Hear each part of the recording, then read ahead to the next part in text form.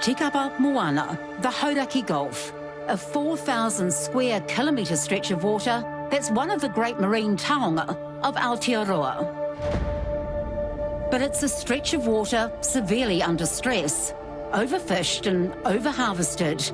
Quite simply, the Gulf is in crisis. I would say it's almost in its last throes of death. That bad?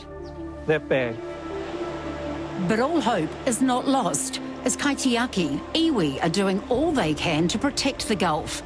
Rāhui are in place, and Māori scientists are at the forefront of research into how we can recover. Māori have been custodians since time immemorial, and what we're seeing now in the 21st century is making best use, best practice of everything that we have in our toolbox for survival.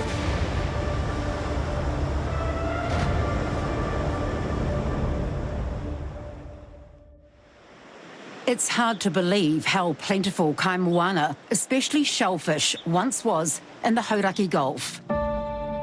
Giant koura were huge and easy to catch. Now they're functionally extinct. Scallops and paua are non-existent, and the mussel beds have all but disappeared.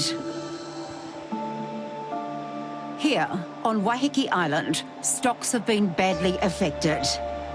Herearoha Skipper from Ngāti Pāoa.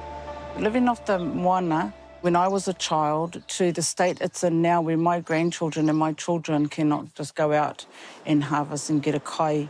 For most species, it's all gone.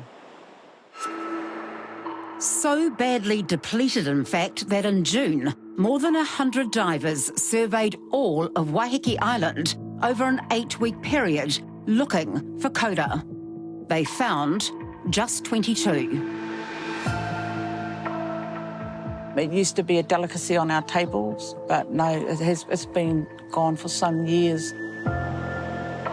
Ngāti Pāoa placed a rāhui on the island 18 months ago, banning the gathering of shellfish and koura.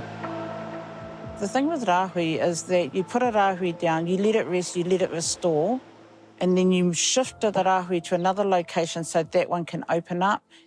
I'm just surprised that fisheries hasn't banned the taking throughout the entire Gulf of koura. Exactly. So we've had to actively do that through laying down rāhui and simultaneously making an application to the Ministry of Fisheries for 186A temporary closure. So how did it go so badly wrong in the Gulf? Nicola MacDonald from Aotea heads the Ngãti Manuhiri Settlement Trust and co-chairs the Hauraki Gulf Forum. If we keep exploiting the natural world, the taiao, then the taiao will give up on us, and that's what we're seeing. It's been generational take. The quota management system that we currently use in this country, it's not sustainable, it's not durable. We really haven't looked at how we're managing commercial and recreational fisheries. And she puts the blame squarely on our fishing practices, including dredging, seine fishing and bottom trawling. There's no place in the 21st century for these archaic methods.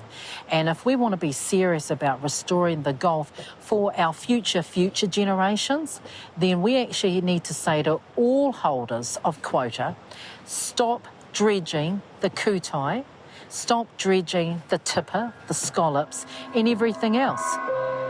Just 2 spots remain legally open for scallops in the Gulf: Hotaru, Little Barrier, and Aotea, Great Barrier. These 2 very special places, which actually are the nursery that feeds the entire Gulf, have been left open. Nicola recently visited the beds with Niwa, only to find them destroyed. Where there has been commercial dredging, those tipper have not returned. And anyone thinks that you can keep these beds open and continually dredge and they'll replenish themselves, you've got to be joking.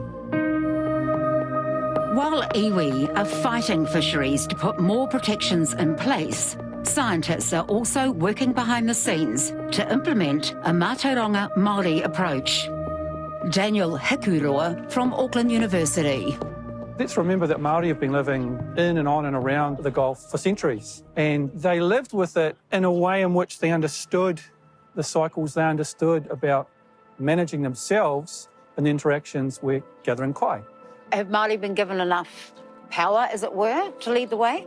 On the one hand, you could argue, well, no, there's no genuine enabling facilities in some of the laws or many of the laws.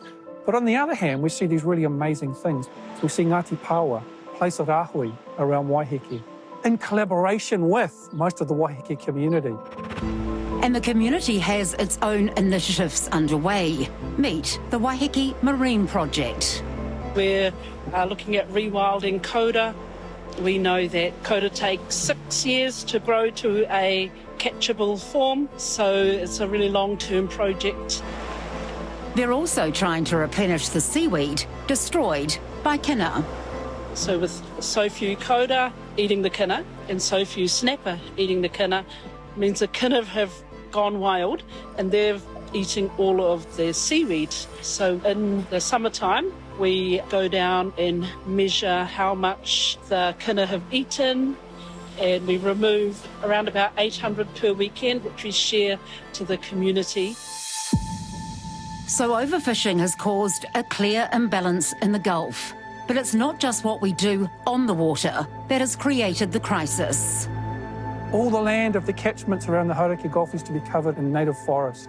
And we've chopped that down either to create pasture land or to extract the valuable timbers. And as a result of that, millions and millions of tonnes of sediment has slowly through those 150, 160 years been washed down into the Hauraki Gulf. Local iwi, including Ngāti Whātua, are reseeding mussel beds throughout the Gulf. Called the kidneys of the sea, kutai clean up sediment and oxygenate the water. There is hope because through reseeding the natural kutai, the mussel shellfish beds, that goes along to the first steps of restoration. And that's what you've done here, isn't it? This is the largest reseeding of mussels anywhere in the Hauraki Gulf. Anywhere in the Hauraki Gulf, anywhere in the world. Amazing. How many mussels were put here? 150 tonnes. We're not going to stop there because our goal is 1,000 tonnes. Ngāti Manuhiri has also purchased 3 former police boats to use as surveillance, training up rangatahi to fulfil the roles. So the vessel's primary purpose will be looking after the restoration of basically all the sea life, bringing the stocks numbers up, trying to control the recreational and commercial side of harvesting to make sure that there's plentiful shellfish still in the area. There's no doubt Māori are leading the charge when it comes to saving the Gulf. And this month, Ngāti Pāoa will launch a 5-year project to look at how to protect the ocean using Māori practices. Western science is good for identifying the issues, but not resolving the issues. What we are doing at the moment is bringing in all our Mātauranga experts and coming from a Māori worldview in regards to the state of the moana and what type of practices can we put in place to support the restoration and regeneration of our moana space. The kaitiaki of Hauraki are hopeful these waters can be restored to their former glory, a place of abundance for future generations. If you could describe the Hauraki Gulf in 20 years from now, what would you like it to be? Oh, in 20 years now, I'd like to see a beautiful, thriving Gulf where our marine habitats absolutely bursting with abundance, where I see the green-lipped carpet that our great-grandparents enjoyed actually in place, where we've got rimu, the seaweed growing, and that all of us together are enjoying this taonga that we've been given to look after for our next generations.